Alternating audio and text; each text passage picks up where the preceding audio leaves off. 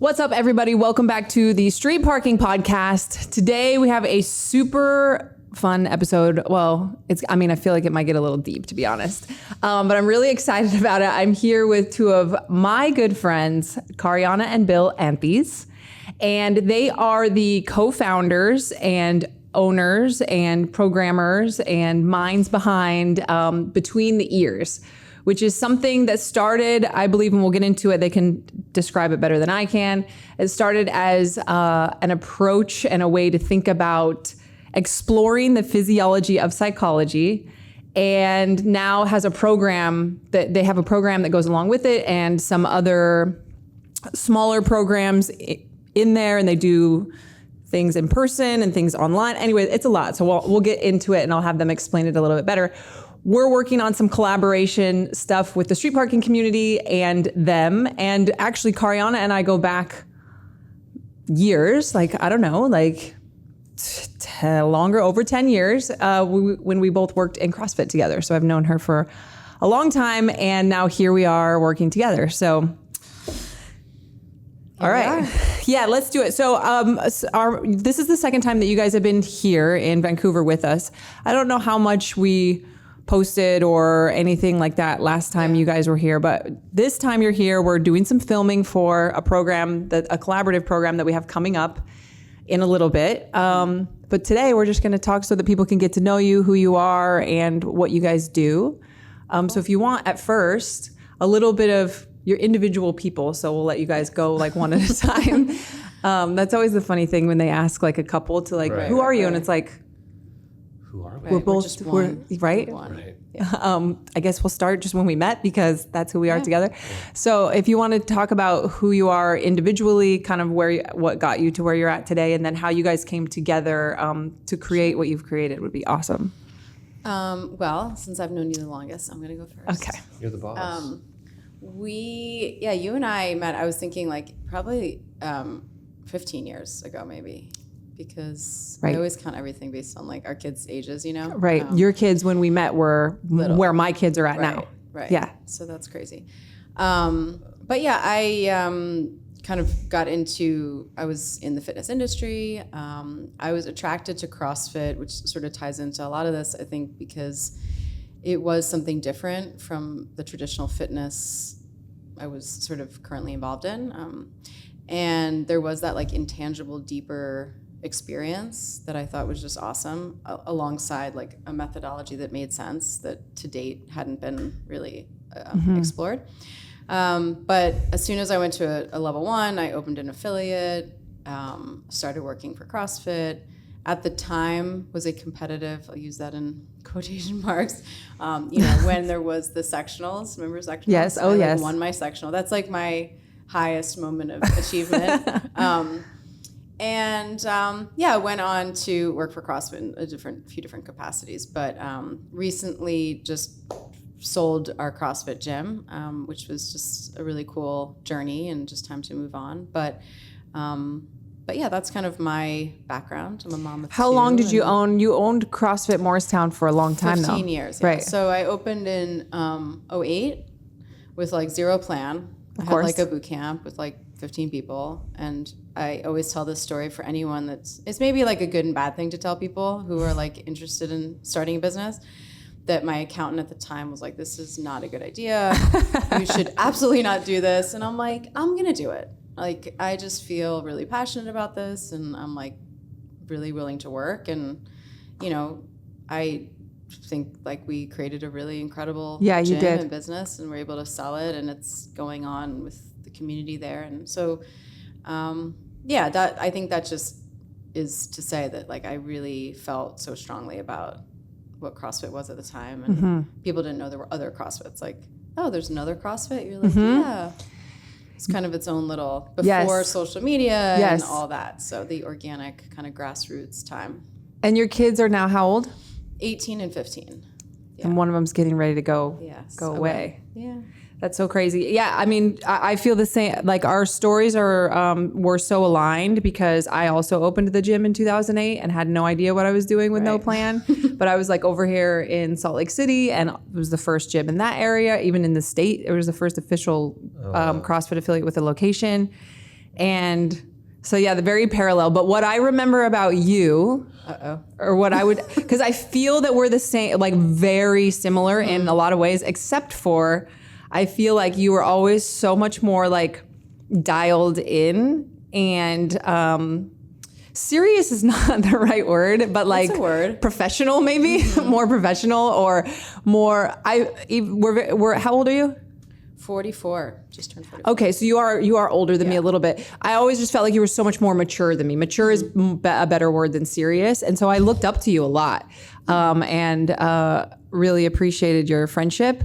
The other big difference was our strengths in fitness were the opposite of one another. Yes. If we could like come together as a combined human, I think we would have been Tia Claire Toomey. Like we would just still be going strong. Because I was the like, give me a heavy barbell and like a workout that's supposed to be 2 minutes and I'll destroy it. And you were like, no, I'll run for 5 hours with no problem.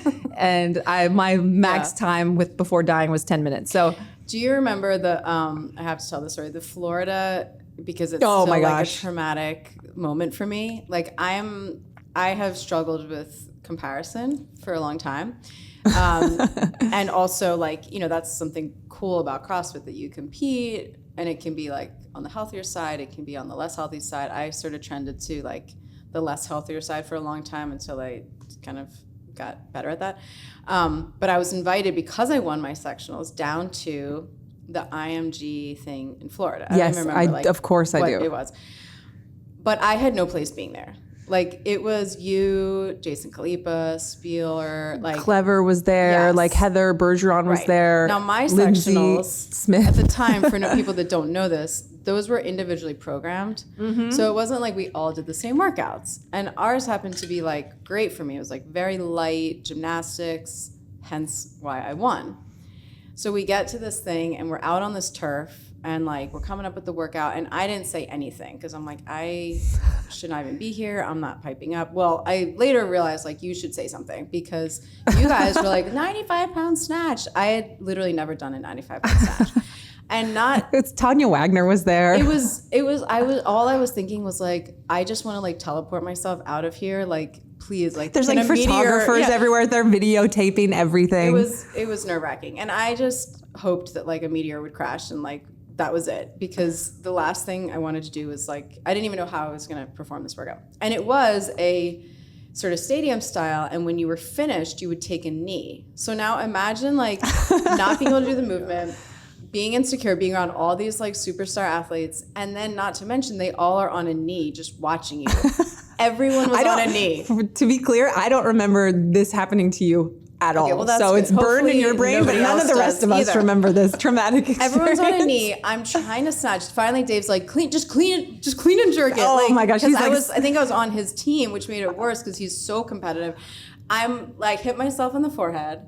Everyone at the end was like having a great time. They're celebrating. I went and cried in the shower, and then I think you texted me like, "Are you coming to dinner?" I'm like, "Okay." But yes, that was sort of that highlighted kind of the experience of maybe our different strengths at the time. That's so funny that you say that because I don't remember you struggling with anything at all. And as you were telling this story, I feel like I was in so many of those situations that I got invited to so many things that I shouldn't have been at because I was like Dave's buddy and because I like looked super jacked and I had a fast Fran time. So I would get like invited to like all this stuff with like all like legitimate athletes. And I was a legitimate CrossFit athlete. If you gave me a CrossFit workout, I would crush it. But like when you're trying to get me to do athletic things, like I didn't play sports growing up. I have no like, I'm not the Vertical most jump and- that kind of stuff. So I felt that same way at that thing where, cause you got like Lindsay Smith and all these people who played like collegiate soccer and like all this stuff. And I'm just like, cone drills are not going to happen for me right now. Like, I need thrusters and pull-ups, please. Yeah, so I felt the same way at that event and many other events that I got invited to. So yes. Yeah. That's so funny. We're all in our own head. Okay, which is why you guys created what you created. So, Bill, let's get to know you a little bit. Tell a little bit of because you have a pretty interesting and cool background also. So I have a different background than the two of you in that I did play sports growing up. I was a soccer player, very competitive soccer player. Played that my whole life. Played through college. Was All-American my senior year. graduated college and went into public accounting. Oh, exciting. As you do. I have to wake myself back up after saying that. People just shut the podcast Yeah, off. they're like, and we're done. It's like, this guy's there. So I did that for like, I don't know, about 2 years. Learned very intimately that was not the direction I wanted to take my life. I wanted to be in the military. I always wanted to be in the military. Grew up in New Jersey, so 10 miles outside of New York City. What was it Ground about the Zero. military that you always wanted to be in? So both of my grandfathers were in the military. My dad's dad, there was more like memorabilia stories. He was a co-pilot on a B-17 during World War II. And we were really close. He lived in the next town over. So I was always around the military. I read books on ninjas and commandos and just it was just always part of my thing. But that not all, he has two brothers. One also was in the military, one wasn't. So it was kind of I feel like that was like my a older person brother, thing. he was a pilot. He was a pilot in the Air Force. I eventually wound up going into the Army. My little brother, he didn't do anything. He got actually type 1 diabetes, childhood diabetes, when he was like 11 or 12. So, certainly not without his challenges and just dealing with things, which he's handled really well. But for me, I think that looking back, there was meaning and belonging that the military attracted me, or I was attracted to. And I think I felt like really lonely as a kid. And even though I was on teams and friendly, I had like one or two friends, but then, you kind of grow up a little bit. And during those adolescent years, for sure, I struggled with that. September 11th happened. I was like 15, 16, very close. Oh, that's like such an impressionable age for that stuff too. Yeah. Like that's crazy. Yeah. And it was like, all right, this is what I'm going to do. Yeah. My brother was already at the Air Force Academy prior to 9/11, so it was like pretty much known like what the direction was going to be, and I felt really guilty if I were to go in to put that on my mom and dad. So I kind of was like, let me try to find my other path. I was thinking maybe the FBI, some way of being part of a team that Just does Jason something for Bourne. bad Like guys. you were just trying to be it's Yeah, whatever the path to get me to be Jason Bourne is where I want to go. right. And it wasn't going to be found through debits and credits and accounting. And so at 25, I was like, hey, I either need to try to do this or never think about doing it again. And the thought of at 25 not trying, that would have cemented failure, and I just wasn't willing to do that. So that kind of launched me down the road of enlisting into the Army. I wanted to become Green Beret, successfully did that. And prior to leaving and going out, it always worked out. I was an athlete and all of that. But I was trying to prepare myself mentally and, physically for sure for what I thought was going to be, Dante's 7 rings of, because that's what you build up the unknown to be. Right. My brother came back from a deployment and told me about this thing called CrossFit. And I was like, okay, what is it? I went to the website and it's snatch, 1, 95 pounds. Yeah, I'm like, what is this? So for a year, impossible. when you both opened your gyms, I was stalking. Okay, so another piece of background. That's a little younger. Everybody knows that Julian is younger than me. Yes. I think they have the same age difference. That 6 years. Your guys is a little shorter, actually, 1 year less. Yeah. But it's a funny thing between all of us. Yeah. Right. Nice. So yes, we're often yeah. oh, this song, I remember this from high school. But I was 8. I'm like, okay. Yeah. So that was, So anyway, that was, which is funny, which is kind of ironic about it. I remember watching that video, the IMG video. See? That's And I was weird. like, oh, this is really cool because I couldn't That's get enough weird. of it. I know. Did you Miranda, see me you were hit one of myself in the my- head with a barbell? I didn't see that. He was in I do love remember immediately. about you, Wait, though. Miranda I do- did your level 1. Miranda, you were one of my level 1 instructors. Oh, That's nice. strange. Yeah. And so anyway, moved back home because I was in actually Texas at the time, and moved back home to New Jersey for a few months to be with my family, live with my mom and dad before leaving for the Army, and went to a CrossFit gym. Was late. the class? It's not going to be good for the military. No, definitely not. And met Karianna, and frankly, like just really just started as friends, and Yeah. I had a tremendous amount of respect for, like you said, like you were told no, don't open this gym, but passion proved otherwise.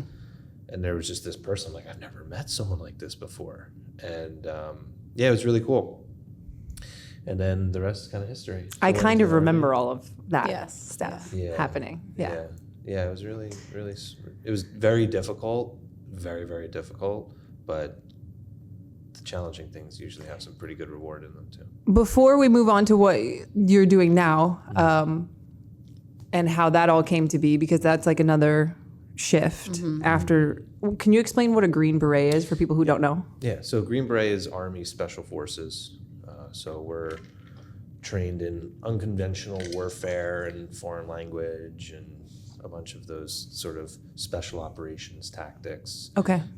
So it's a pretty extensive training pipeline. I enlisted with, they give you, the Army's really smart in this, in that they say, you want to go be Special Forces? Like, That sounds so cool. Yeah, sounds Everyone cool. wants to go do on, here, sign in here. And It's like asking if you want to be a ninja. if you want to be a ninja, yeah. And if you don't become a ninja, you can do this, you can just go elsewhere. We'll still have a job not you for can. Like now Well, you you're will. signed up, you will. So if you didn't, Yeah. if you didn't become a Green Beret, if you didn't pass selection, if you got hurt, if you had, got kicked out, whatever, you would just get recycled to the needs of the Army. So it's a great recruiting mechanism where most people do not successfully complete the pipeline and the training and all of that.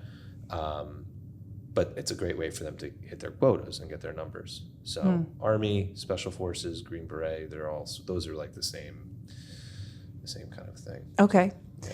Okay, so you're in the military. How long were you active and that kind of stuff? Yeah, 5 years. Okay. So Bill was gonna have a life like basically Jason Bourne. Like I am not gonna have a family. Like nothing's gonna get in the way. This is my pursuit. And then I kind of derailed that plan. So we were apart for his military time. Yes. And he kind of got to a place, the kids and I weren't gonna, I couldn't leave. The kids couldn't move. We couldn't, Right. We were sort of an untraditional situation where I wasn't just gonna pick up and move to where You had your was. business, like Right. everything, yeah. Yeah, I was the satellite. So it sort of came to a place of a decision for what was going to happen, pursue that for life or pursue our life. And, I'm sure there are a lot of people that end up in that situation in many different ways, and you have to make a choice. And so Bill decided to get out and move home and be. Yeah, I mean, I didn't want my family, because we were married at the time. And I wanted to be active in the kids' lives, and they were at ages where they don't get it, like the whole FaceTime thing. I mean, or Google Chat or whatever the heck we used, and I wanted to be an active figure in their lives before they were 18 and 15 like they are now. And I'm like, all right, maybe I'll do another 5, 10, whatever years. So yeah, I chose family. And while I knew that was the right thing to do, it was also as an athlete, as a good athlete, who pretty much always played and was a captain and all of that, it's like pulling yourself out of the game when you're playing really well, you think your team needs you, and you're not hurt.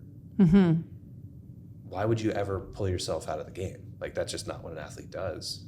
But that was sort of how my experience was leaving the military. It was tough, very hard. Okay, so you were in for 5 years and you were able to pull yourself out, that was my first enlistment. So Okay, I okay. enlisted and signed a contract. I know it's that not said- like you can just leave whenever when you're in the So military. you sign on the line, and for 5 years. 5 years was your contract. Yeah, contract, yeah. Okay, Yeah. and you decided to end your contract. Now you're pursuing psychotherapy. Am I saying that correct? Yeah, so I'm a psychotherapist now. Okay. That came about. Yeah, when did you start being interested in that side of things? Or how did you, because it's not like you were going to go back to be an accountant. No, that wasn't happening. That wasn't happening. Brief stint at Morristown. You came home and jumped into running the gym with me. Okay. Yeah. But I think there were some Yeah, so Yeah. first came out of the Army, had no idea. Like I was like, okay, I'm just gonna run the gym. Like I'll just do work with Kay, because so much of our time too was just like a fantasy on the day that we could wake up, get a cup of coffee on Tuesday, and on Thursday not have to pack bags and go on a flight. Like Right. just there was just like this pain of never being able to do real life together. And so when the thought of getting out, it was just like I just want to do anything other than be with you, be with family. Like, what is this normal thing of life like? So started doing coaching at the gym, and I love CrossFit. That was a big part of our experience, and worked on level 1 staff for a bit. That's right. Was doing seminars, coaching, like doing the gym stuff, but then kind of wanted to share some experiences that I felt were pretty cool and unique and valuable that I had over the course of a career in athletics in the military that used movement and used fitness, but like not in we're going to do a workout, like Right. more of an experience thing. And that Okay. was this concept of between the ears. And I assume you guys, because you guys are both like such good communicators, and it seems like you talk with each other about things that you're like passionate about, excited about, learning about, that you grow together like that so much. In my time that I've spent with you guys as a couple, you can totally see that. So I'm assuming that's kind of where it all started, like where you were talking to each other about that sort of thing. And I know like one story in particular that you told last time you were here, and we actually just recently did a workout that was what you were talking about. And this is just one example where I can picture you guys at the dinner table like later that day, where the workout was supposed to be a max set of wall balls.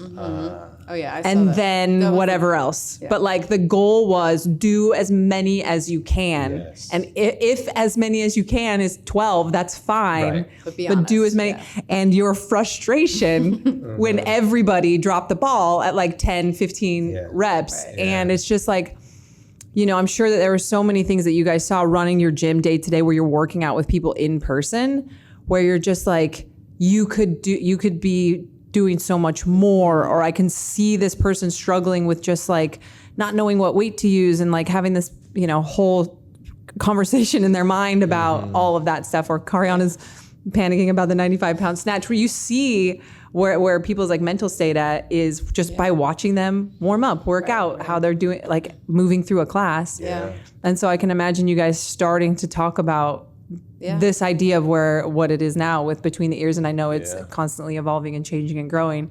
Yeah. But yeah, talk a little bit then about how that all evolved and how you got to where you are today with what you're doing now.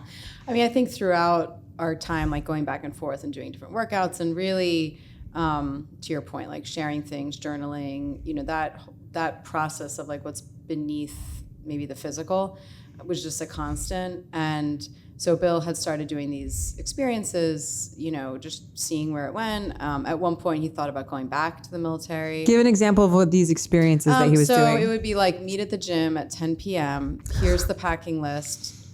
You'll be back before 10 a.m. And this is just with your regular members. This was like, open to anybody. So members, some people that were local. I would collect people's phones. Like they would have a number to give their loved ones for emergencies. And then a van would pull up. They would get in the van. And that would be it. And like, it would be an experience. Like it was. What would you take them to do? So one of the ones that it was the evolution was, so we live in New Jersey, and for people that only think of like Newark Airport, that's not where we live. We live like out, like there's like woods and Right. farms and. You're not on the Jersey Shore? Right. No, yeah. No. So that would've been an we did evolution. one there. We did one at the beach. Yeah, we did one at the beach. Anyway, but this was one that became like a mainstay, and actually kind of was part of this journey from what we learned from it. But so people would come, the van would come, I would have their phones. We would drive to this one particular path, and this path was 12 miles long through the woods. And when you're on this path, you really, even during the day, like you don't see a lot. Like you might see a house, but it's pretty removed. Like there's bears and deer and animals. Of course. Okay. And so this one that we did multiple times, and we would Bill had got these ammo crates with like ropes. and they had their backpacks. I can't remember if they got to choose the weight in the crate, but no, like they were set up. So they got to the trail, it was all set up. It was very well orchestrated, which made it extremely stressful. But like Bill's a perfectionist and attention to detail. So I would go, my job was like to scurry out there with all these things, set them up with the glow sticks. And then I was like hiding in the woods. So they would all come and there'd just be in the dark, into the darkness, these boxes. And it was like, okay, pick up a crate and start walking. And so one person on each side. Now we tested this, of course. It was one of the most. Who tested it? He and I. Okay. Yeah. Oh yeah. I tested. You gotta try on. What you're gonna Okay, give to others. okay. I mean, and so this, when we did it, I think it took us like 5 hours. Didn't stop. It was only the two of us though, so you were Right. lacking some of the team element. Most of these groups, it took 9-10 hours. Like they went through the whole night. Like the sun came up at the end.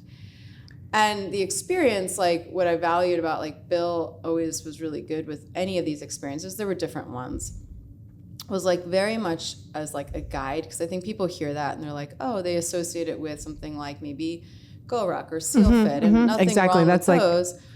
But in those, there's like a cadre. There's like kind of a I'm not yelling. I'm not. yeah. He's smoking not. People. I'm not It's spraying more people just with No, you're not that yeah, way it's at more all. just That's like it. peeling back a layer to have people just see what's. And sometimes it's almost like when I have observed, like almost uncomfortable. Like my thing is like I want to like say something. I want to like or like help Coach. this person You with wanna their coach. experience and like and sometimes like the value though is in that discomfort of like not like for the first maybe hour of that thing, like I don't think you said anything. But people have their own experience. Eventually the length, and this is something that is important.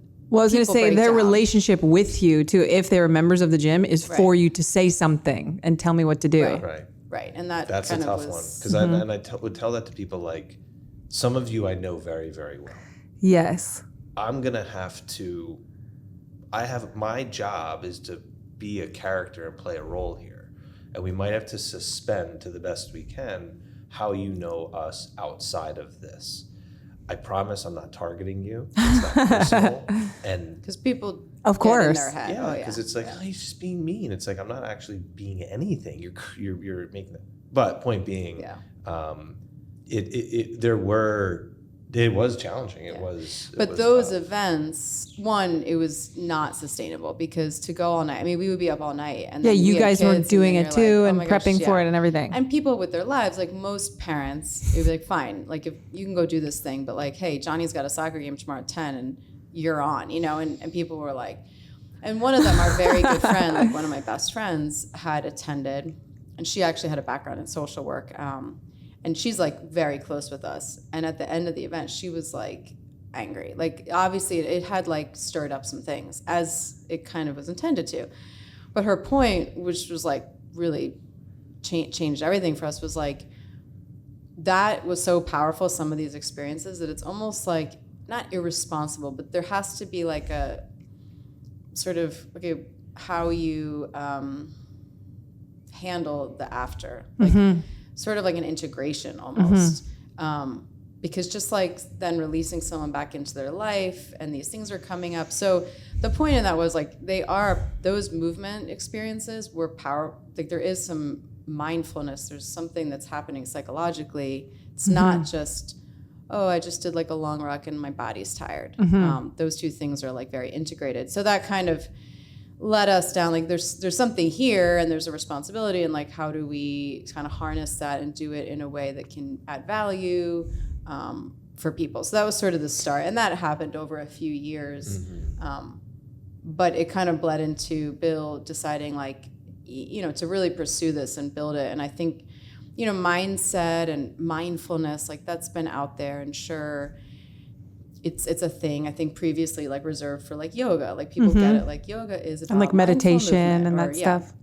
But really in the fitness space, it hasn't. We don't feel like it's been explored as much. And so this was like taking movement and the mind, how it impacts your mind and psychology, and sort of taking it to the next level. So that's sort of where Bill was kind of like, okay, this is a legitimate thing, and let's explore it like an actual business, because it's easy when something's a hobby to kind of keep it like, oh, I'm just like, this is just a, but you do have to at some point decide, like, I'm going to give this. Well, I was going to go back into the Army. Yeah. After about 6 months, my buddy called and was like, we're going to Afghanistan. We need a dude. Oof. And I was like, yes, thank you. And she had said, one of the things she had said was, this between the years thing that you sort of were talking about, like, if you go back in, like, let's be honest, like, that dies. Mm-hmm. And I'm kind of like, yeah, for sure, that definitely does. But, like, you rationalize anything away. It's like, no, I'm going to be here, I'm going to be there, it's going to be part-time. And she called me out on my stuff. And that's, she's like, if you want to go do that, that's fine. But, like, at least just be honest about it. And so it was like, didn't go. But the monkey wrench back to your point about the psychology part of, like, actually being a psychotherapist is we still owned the gym. Bill decided to open an actual brick and mortar fitness center that kind of was more on the fitness side, like having the nervous system inform kind of which movements you do. So not like a traditional CrossFit gym, but a little less dogmatic, and then having it almost be this little like lab where you could do different things and in person. But then the pandemic hit, so we weren't paying rent. We didn't like open. But as soon as we opened at the end of 2020, within like 6 weeks, Bill decided that he was going to go back to school and get his master's to be a social worker. So that happened full time, a 16-month accelerated program. I'm like, okay. So we had the 2 gyms and he did that. But, now we kind of have, it's cool because he's obviously doing therapy. And that's the Venn diagram kind of the physical and the mental and then like what's in the middle. I feel like for us, we'd like to grow that intersection. That's like our passion, but we still have kind of both of the other pieces that we're involved in. So you have a practice as a therapist. Mm-hmm. Do you do movement stuff with all of the people that you work with? No, not everyone. I'll certainly address how are you moving your body? Like, and it's clinical therapy. Right. So, like I'll work with athletes and like they're training and, doing all of that. There's some times where I've done some sessions that are more movement based, but that's really more on the rare side. Okay. Just given the clinical mental health emphasis. Not to say obviously that movement and mental health are not connected. Yes. And, I guess maybe this is a slight tangent, but it's there's a lot of research and a lot of studies and now a lot of like accounts putting up like, hey, physical health is good for your mental health. And it's like, without a doubt. And anecdotally, I've been really fit before and mentally not. Oh yeah. So like It's a piece, but we have to, I think, tread carefully and compassionately and really like individually with what does this mean? Right? It's not a given. It's not just being like, fit doesn't hey, mean you're go do mentally this well. workout on the bike. That's gonna fix your anxiety. Right. Or anything. Right. That's so true. But the therapy, I think the part that is interesting is like there is a lot of like there are different like modalities in therapy and like I'm not a therapist, but obviously by proxy and all of you can imagine our casual conversations at home in the books and stuff. But there is a lot of like somatic, meaning like feeling, what does your body feel? And I think that's cool that people kind of understand that now. Like people understand, oh, this is somatic therapy, or I did this body work. And so people get that like there is something in the body, or when people get nervous, like they feel it in their body. Like that is a very real thing. Like it's not just like your brain is disconnected from the sensations in your body. So yes, this is more on the between the ears, addresses more of the like true fitness stuff. But I think that is something that certainly we've all progressed societally from like thinking therapy is just sitting in like cognitive therapy where you just like talk to someone, like that's one form. But it is cool to see books like, The Body Keeps a Score, and where there's like, people are, now it's more of a known thing. We're like, oh yeah, I get it. Like my body is connected to what's happening in my mind. Is there a moment, do each of you have a moment that you can remember or an experience where you recognized for yourself how connected those two things were or are? whether it was when you were in the military and you recognized that for yourself, or I know you used to do, I mean, your super long runs and stuff like that, or competing. Yeah, I mean, I feel like that's there's so many for me, where everything from like playing a big time game as an athlete, feeling that surge and that buildup of energy in the body, you could call that anxiety, but it's mobilizing energy to do something that's coming up. Was there like an aha moment where you were like, oh my gosh, like this physical, because obviously both of you have been training or an athlete or just enjoying fitness for most of your lives, it sounds like. Was there a moment where you recognized this is something that I can see now, and I also recognize that other people are missing this connection? Yeah, I mean, I think some of my military experiences highlighted how almost like the harder the physical exertion, and harder being subjective, long, unknown, uncertain, lot on the line. Like if I don't make it to this point, something significant is going to change in my life. And I want to influence that change to the best I can to be in the direction I want to go. And in the pursuit of doing that, such a like a boundless fuel source, I would think back to her. I would think back to family, like the stuff that really matters the most and makes you emotionally feel, but also emotionally fuel during efforts of adversity and uncertainty with a lot on the line. The things that matter most to you are the same things that can propel you and drive you to do that. And for me, it was quite a few of those, quite a few of those experiences.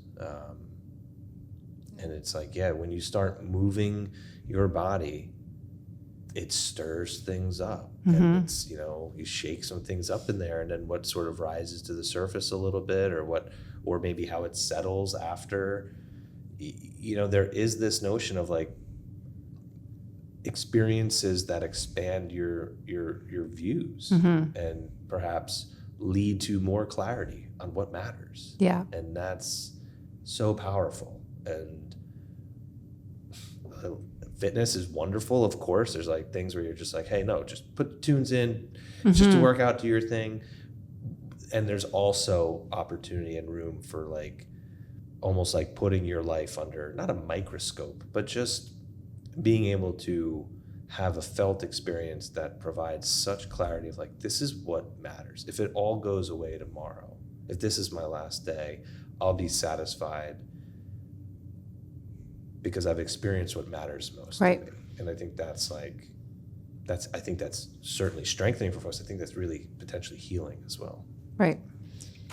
I think for me, not strangely enough, but I think for me, actually CrossFit, that experience for me, like going to the level 1, because prior to that, being in fitness, I was never an athlete. I mean, as a young person, but I loved fitness, but it was very much part of my own journey. Like I had struggled with an eating disorder. Like it was a very different relationship. It was not purely aesthetic, but there was a lot of insecurities wrapped into it. And then when I found CrossFit and, there were no mirrors, it was very much about the effort. There was like a feeling though of like pride and like maybe because I wasn't an athlete, I hadn't had that real experience.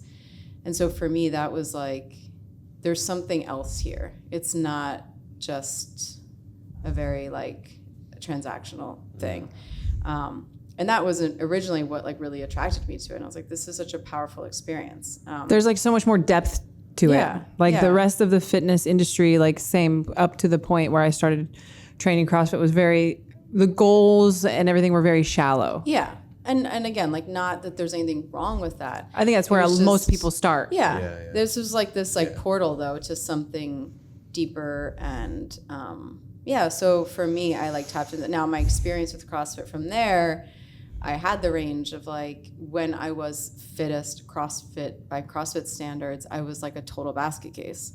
I mean, like and there's that anxiety and like to Bill's point, like if you're fit, does that necessarily mean you're mentally well? Like no.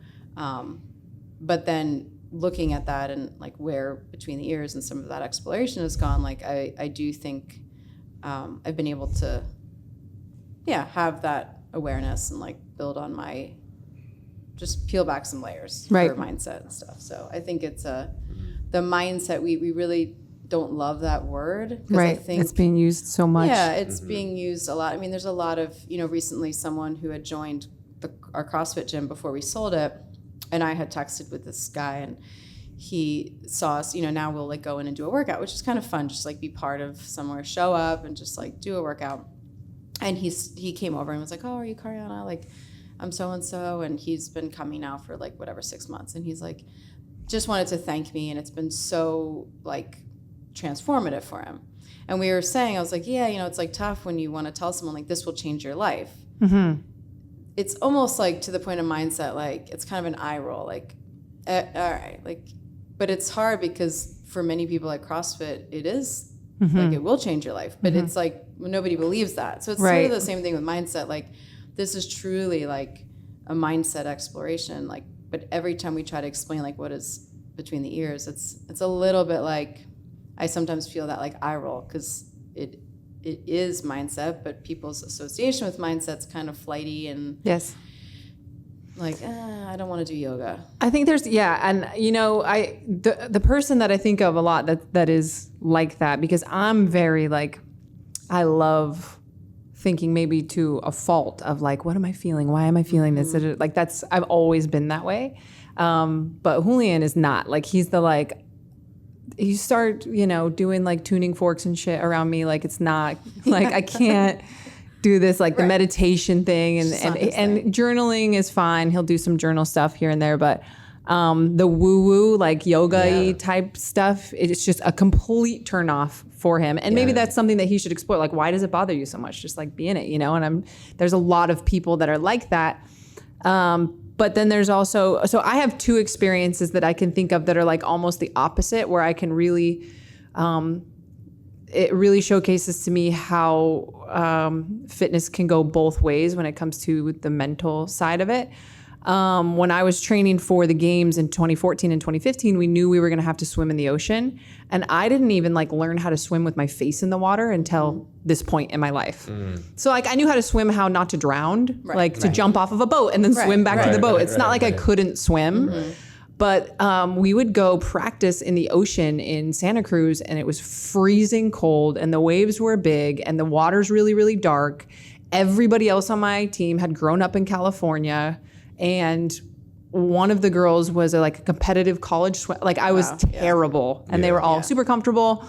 Of course, they were all cold, and it's scary no matter what with the water being like that. But I was terrified.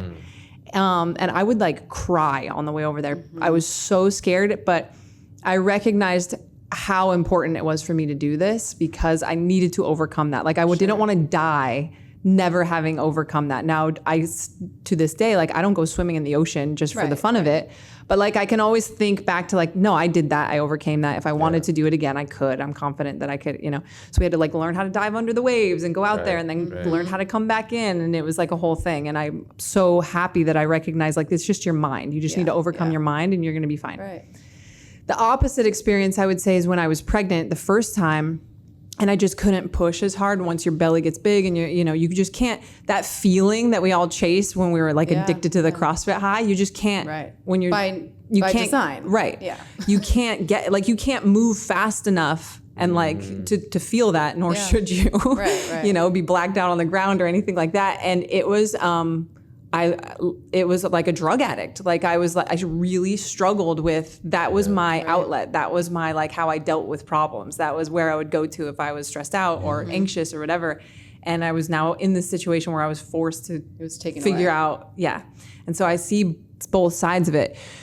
Do you guys feel like you see more of one or the other in what you do? Do you see more of the people who need to overcome their own mind to and use fitness to learn how to overcome other obstacles in life? Or do you see more of the people who are using fitness as like their drug of choice to ignore their problems and ignore what's actually going on? Good question. And I'm sure you see both, but what do you think? What do you feel like you see more often? I feel like there's a convenience. And I think I say this like all of us, like right before we started recording, Bill was saying something about like the line between enablement and empowerment, or enabling and empowering. And I think that's like the in-between. Like people will maybe use fitness as this escape, but just enough to like kind of escape, but not really. Like it's just like gray kind of situation. When you say like and everyone has their own, I think, like unique combination of that. And we were also talking about sort of like for me, the most uncomfortable thing isn't the physically most challenging. It's like kind of to your point on like pregnancy. Right. But there's sort of those or maybe it's that people live in the ends of the spectrum and not the gray. Like I either do things to like just cope with stuff and don't deal with it, or it's like really hard to do the not hard thing. I don't know. But I think in some ways people are sort of doing a combination of both, like on these ends, but they're not in the gray. And some of the things we do that like the length, like we do a lot of longer, not always, but there's some like longer efforts or things that require, like at some point it will ask you to experience something different or new. And I think that's where people fall into the same type of whatever they're doing. It's like kind of the same thing. And we're saying like, let's create a new track here. Let's like get off that path, whichever path it is, and create a new pathway, whether that's going slower or longer or harder or like, does that make sense? I don't know if that I mean, I think we've seen almost like a 50, I feel like it's almost like a 50-50. I think it's really tough because you don't ever, and this is one of the things we do, or we're starting to do a little bit more now, you just have no idea really what's really going on with that person unless you ask, unless you have the rapport and the safety and the relationship to be like, hey, are you running towards something here? Or are you running away from something? Because that can look, you're running either way. What's your intent? And one of the main things for me earlier on, I think, or maybe as I was transitioning, when I realized like, hey, I need to also like address some of my own stuff too. Of course. Was when I started to judge people's character on how they swung a kettlebell. But it's like common. I mean, you know what I'm talking about. Like, But I really was like, it's just that's the movement. Yeah. Oh yeah. Oh, the kettlebell. That's the movement, more or less for me. That's the movement. And can you give an example of like what type of swing equals what type of character? Like this one individual just always going to swing the kettlebell the same way, same like weight, never going to same change, load. never going to be, just. And like not real, like mechanically, yeah, there's some things of like not really like using aggressive leg drive, not really like, kind of all of the mechanical stuff, the sort of like the weird, like, when the kettlebell like doesn't. The droopy bell. Yes. Droopy bell. Yeah. Yeah. It's like, what are you doing? I can't even, that's harder than just doing it the right way. It is weird. You know what I mean? Just grab the thing, use your muscles, like like you're moving a weight, you know what I mean? Clearly this is and it's just like, wet noodle swing.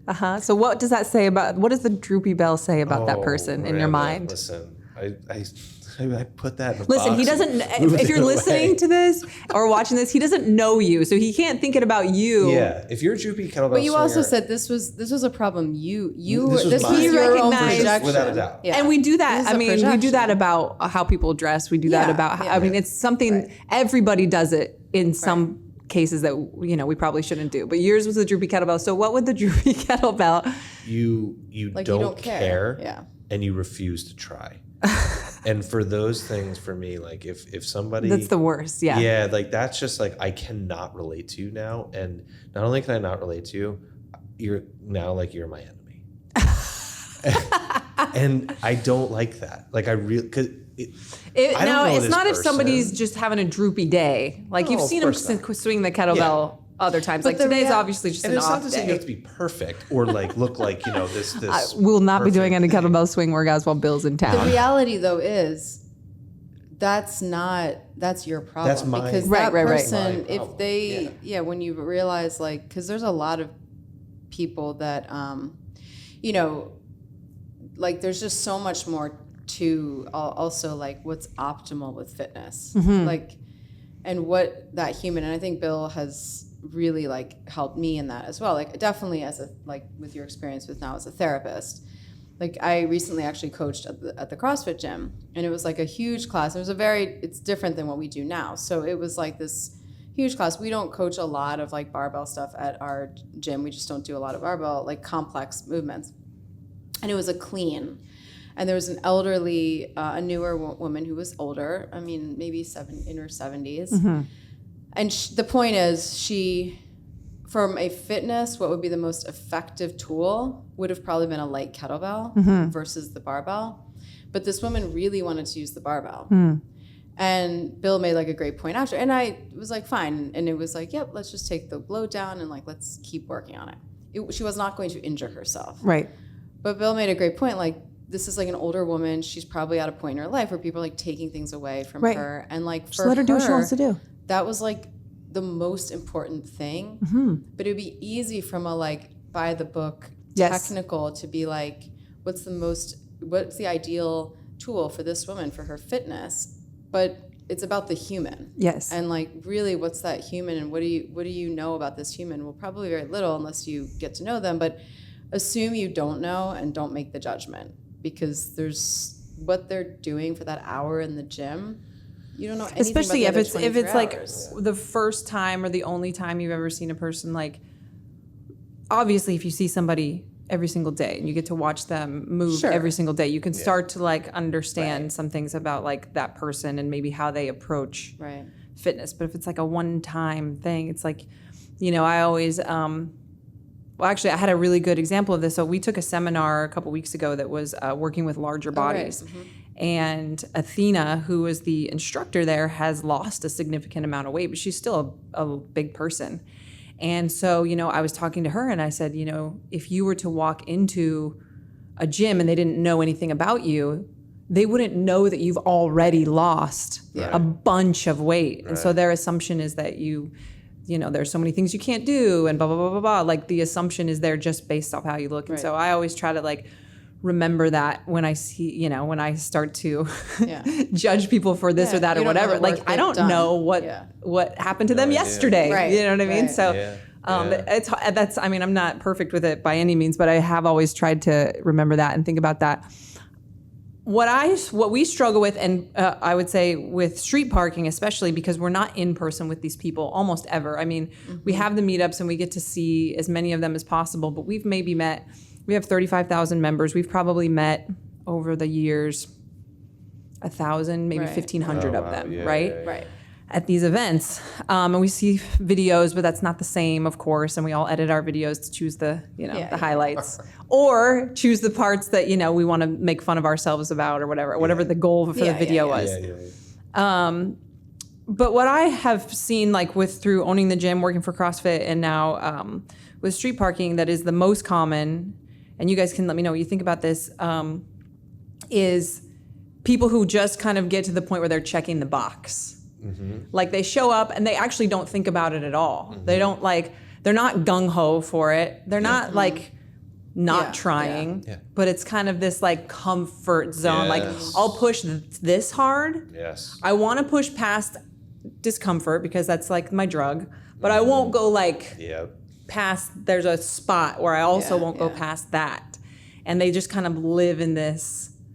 I mean, we always talk about the best is to watch people do this type of fitness, CrossFit, when they're brand new, because they have no idea how to pace. And so they don't have any sort of plan going into a workout. And they're just like, well, I don't know, we'll see what happens. And they just, but it's awesome to watch it. When you've been doing it for a while, you can look at a workout, and it's like what we were talking about earlier today. You can look at it and you know exactly how it's going to go because you've been doing it for so long.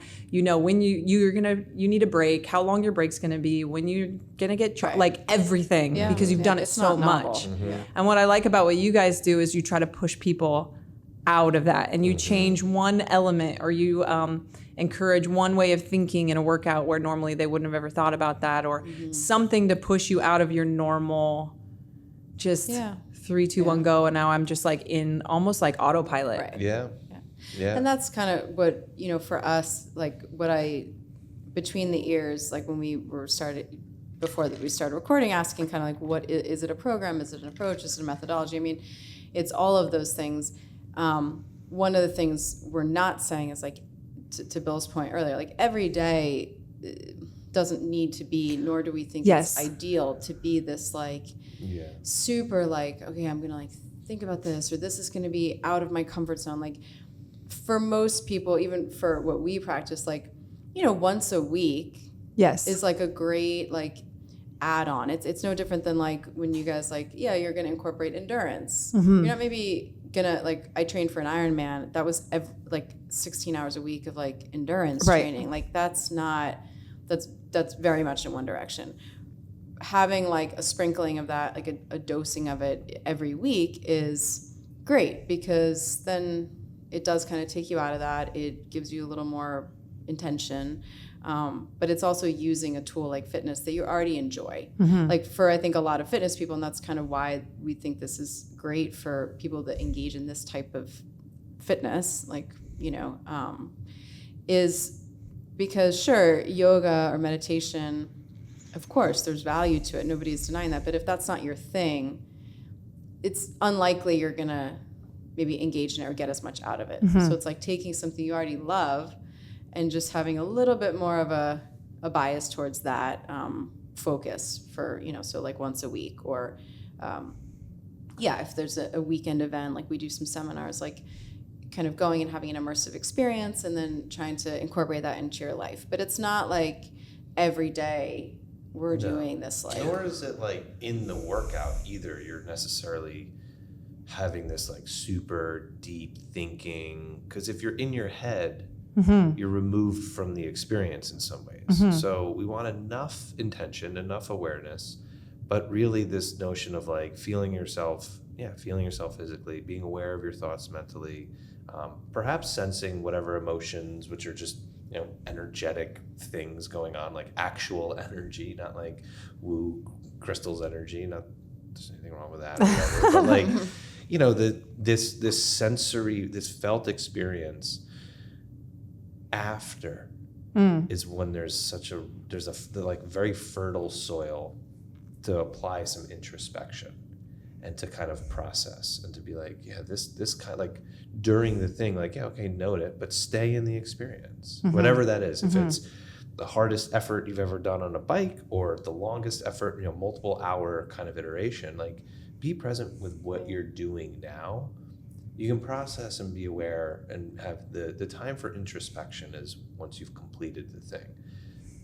I think a lot of times people might be thinking about, and we've seen this over the years, like, well, during this I was thinking this, and like, if you're thinking about it like in the actual, if you're forcing the thought, like you're completing a rep, not to say you're doing it wrong, but you're maybe removing yourself from fully experiencing it.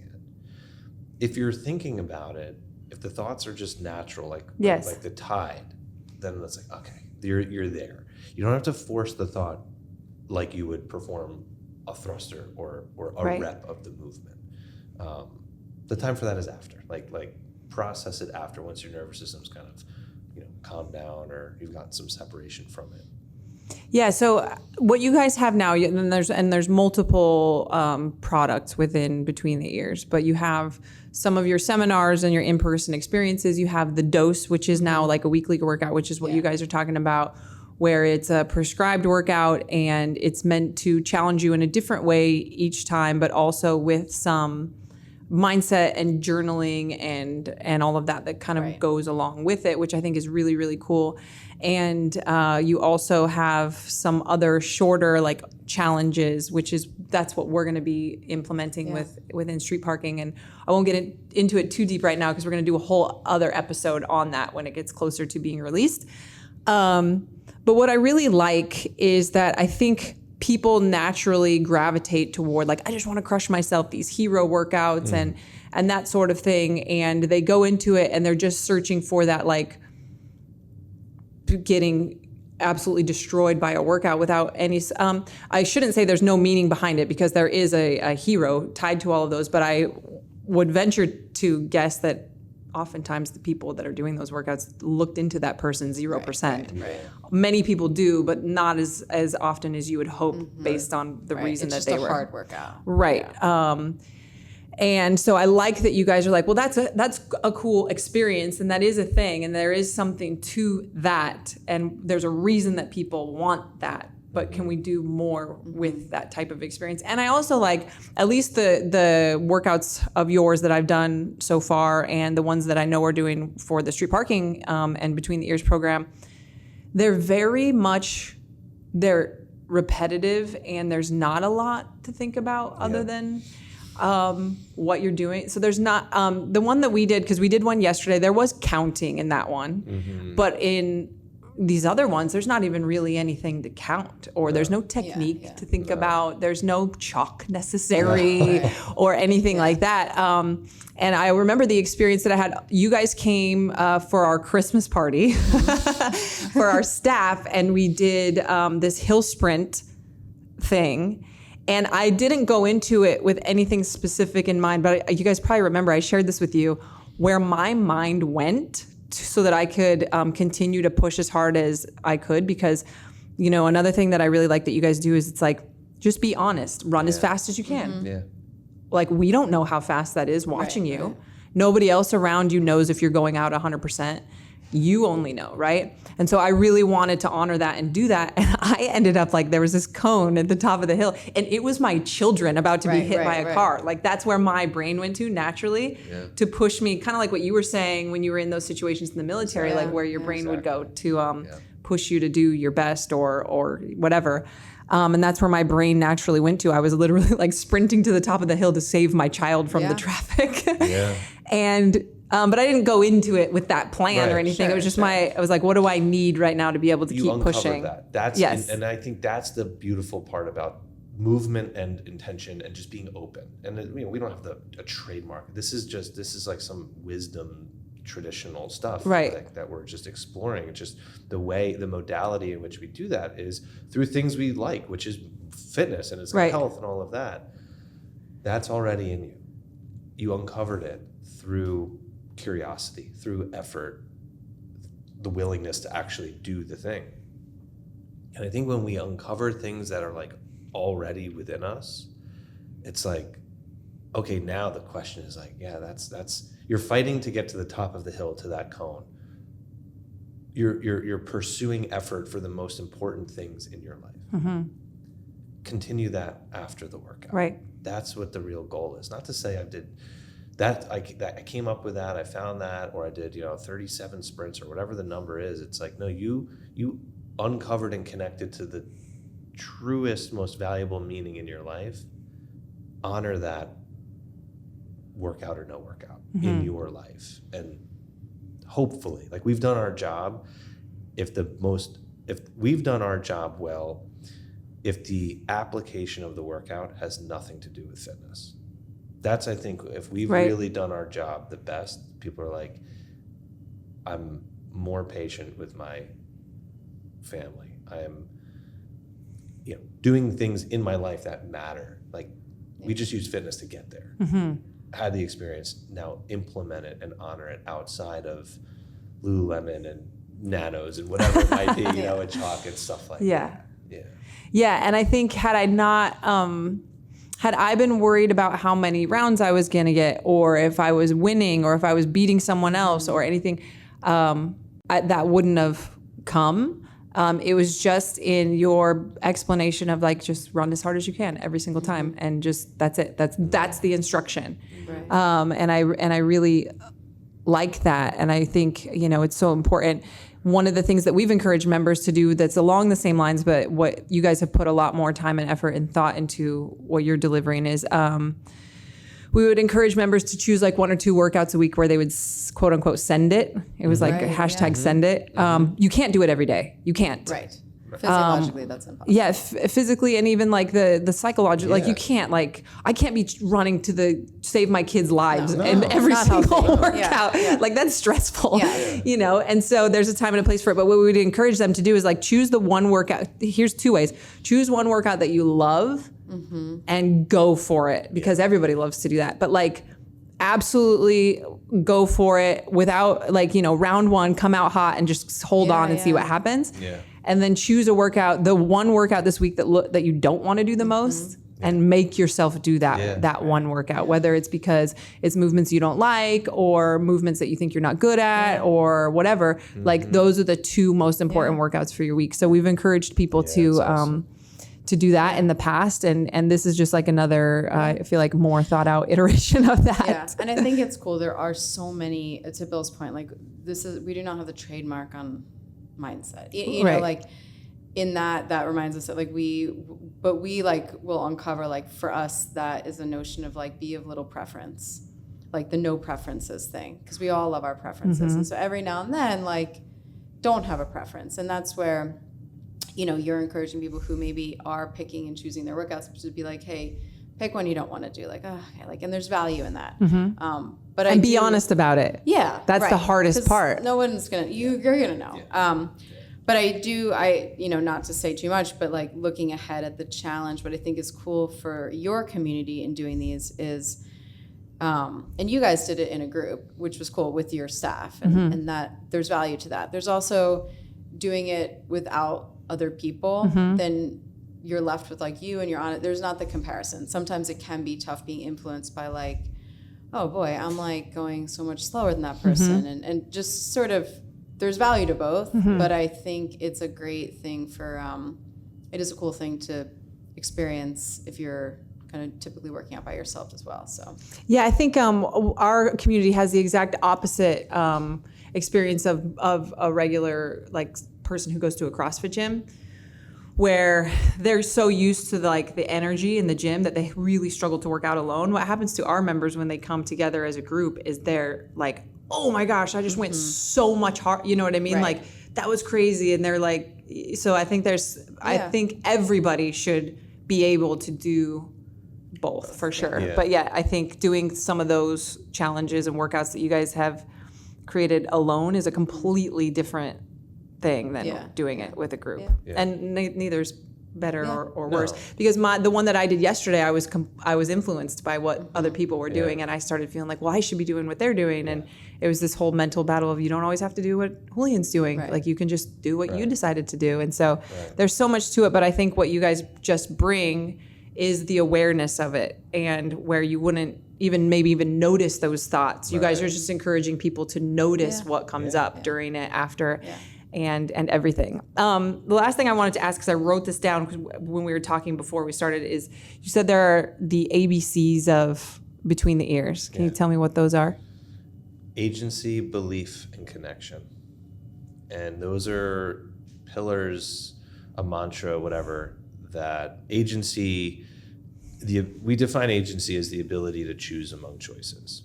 And when sometimes we can see the value of things when it's taken away. So like we can see how significant something is in the absence of it. And when you take agency away from people and you remove power and exert your control over them, and limit their freedom and whatnot, that is like incredibly damaging.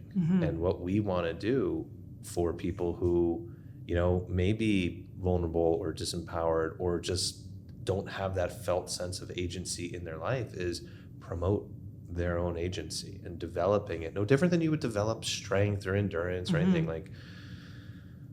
And doing so is so important physically to your point about fitness freedom and mentally as well, of like, I'm choosing to do this and I'm understanding that this choice to do this is in line with something that is the most valuable to me. Again, maybe not every single decision, but as a general theme in life, like you're exerting and honoring your agency. It's so and that's important in, I think, if someone's telling you, hey, you're going to eat this way, or the cold plunges, like the challenges, the 30-day challenges have a value. There's also the value of like choosing for yourself. So beyond the 30-day challenge, beyond the 75 hard, I know we share the same feeling about that. Beyond the like regimented, well, I'm just like doing what I'm told. that's where the power really is. Like, oh, I'm choosing to eat this way because I'm a person that values health. That can be like a super powerful thing versus like, oh, because like my numbers tell me that's what I have to do. So yeah. Yeah. Yeah. And then with the belief, somebody asked us, Mike G on the CrossFit thing, he was like, what's one of the things you kind of have seen people experience most from doing this, like consistently, you know, over time? And I think one of the things, people are getting fitter and they're making decisions in their life, but they're establishing, I think, what has become clear is like just a deeper sense of trust with themselves. And we have this thing of confidence and belief. And one of like confidence is like, I know I can because I have. Belief is like, we call it like truth without proof. We don't have the evidence to support what we believe in. There's like faith in there, and not necessarily like a secular manner, but I believe I can get to the top of that hill. I believe I can do something. It's yet to be, it's more in the unknown and the uncertainty. And that's obviously like huge with life. And so we want to build belief. How do you build belief? Well, there's some physiological ways that we kind of think we can do it through this approach. And connection. I mean, like being seen, heard, and acknowledged, understood, to connecting, knowing how to connect to self and others, to our experience and the experience of others and our environments. Like without connection, there's trauma, there's chronic illness, there's loneliness and isolation, and there's just extreme suffering. If there's no connection, there's a lot of suffering. And so how can we create something that's approachable, that's enjoyable, that has a lot of other secondary and tertiary effects that facilitate connection to the individual and the individual to others? And those are like, how do we solve for those problems, and how do we push ourselves to learn from others too and bring that into what we're doing? Those are like the biggest things. Six packs and performances and all of that stuff is like whatever, you know, they're cool. There's a time and a place for them, and whatever. What we're looking to do is really all about agency, belief, and connection. Cool. Well, I'm super pumped for the members to see what we're all creating together. I mean, you guys created it. We're bringing it to them and making it available to them as part of our program. For some of the members, not all of them, you have to kind of earn your way into this one, which is the first time we've ever done anything like that. So it's going to be great. We are going to do a little trial run of one of the events on Friday night at Fitness Freedom, which I'm not sure when this podcast will come out. You will either have gotten an invitation to be a part of that, or maybe not yet, but we will open that up to 50 people who are coming to Fitness Freedom to come participate in that on Friday night. Nice. To kind of kick it off. And there'll be another podcast episode that comes out that talks all about that program and who it's for and why you would want to participate in it and what it's all about. But yeah, thanks for being here with us. We're excited.